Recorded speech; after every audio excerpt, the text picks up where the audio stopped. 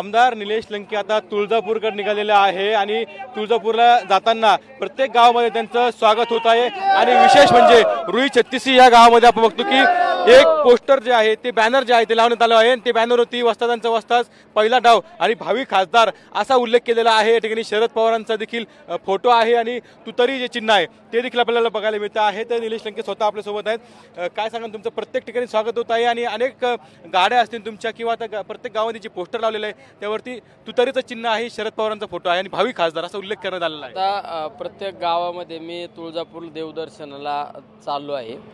तर म्हणजे माझं सकाळी 8:30चं नियोजित वेळ होती, पण 2:15 वाजले तरी या ठिकाणी इतकी गर्दी आहे। प्रत्येक गावागावात स्वागत होत चाललेलं आहे आणि प्रत्येक ठिकाणी असे काही बोर्ड पण मला पाहायला मिळालेले आहे। याच्यावरून असं जनतेच्या मनात आहे की आता तुम्ही लढावं लागेल। काय तुम्ही अजूनही पालकत्वाची वाट पाहताय? 95,000पेक्षा अधिकच्या कुटुंबाचे आयुष्य आनंदाने भरले आहे। आजच कॉल करा आणि मिळवा फर्टिलिटी ट्रीटमेंटवर सूट आणि सर्वांना द्या आनंदाची बातमी।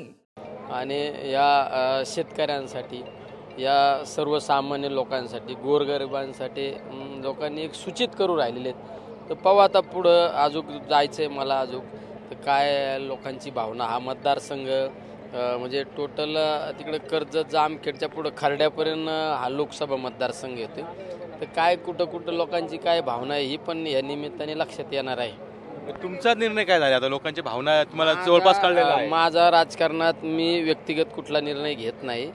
तुम्हाला पण बऱ्याच वेळा सांगितलं की मी प्रत्येकाचं ऐकत असतो, प्रत्येकाचं ऐकून पुढं जाण्याची माझी सवय आहे। कारण मी बऱ्याच वेळा सांगतो मला प्राचार्य नाही व्हायचं, मला मुख्याध्यापक नाही व्हायचं, मला विद्यार्थी राहायचं। विद्यार्थी याचा अर्थ तो विद्यार्थी प्रत्येक शिक्षकाचं ऐकून घेतो त्याच्यातून शिकत असतो। तसं मी या समाजातील प्रत्येक घटकाशी चर्चा करत असतो। प्रत्येक घटकाचा नेमका कल काय आहे, शेतकऱ्यांचा कल काय आहे, बेरोजगारांचा कल काय आहे, आमच्या महिलांचा कल काय आहे, वेगवेगळ्या समाजांचा कल काय आहे, या सगळ्या गोष्टी जाणून घेण्याचा आता मी या ठिकाणी प्रयत्न करीत आहे। पुढं काही पण होऊ शकतं, कुछ भी हो सकता है। अच्छा, आज भवानीला काय साकडं घालणार? भवानी मातेला एकच साकडं घालणार आहे, माझा हा शेतकरी सुखी झाला पाहिजे, माझा हा शेतकरी आनंदी झाला पाहिजे।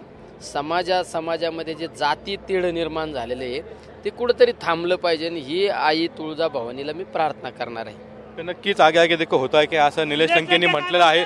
त्यामुळे एक सूचक वक्तव्य त्यांनी केलेलं आहे। अनेक लोकांची इच्छा आहे की मी लोकसभेला उभं राहावं आणि त्या अनुषंगाने ते पावलं जे आहे ते आमदार निलेश लंके टाकताना आपल्याला पाहायला मिळत आहे। Camera Sushant Raut, Kunal Jaykar, TV9 Marathi, Ahmednagar.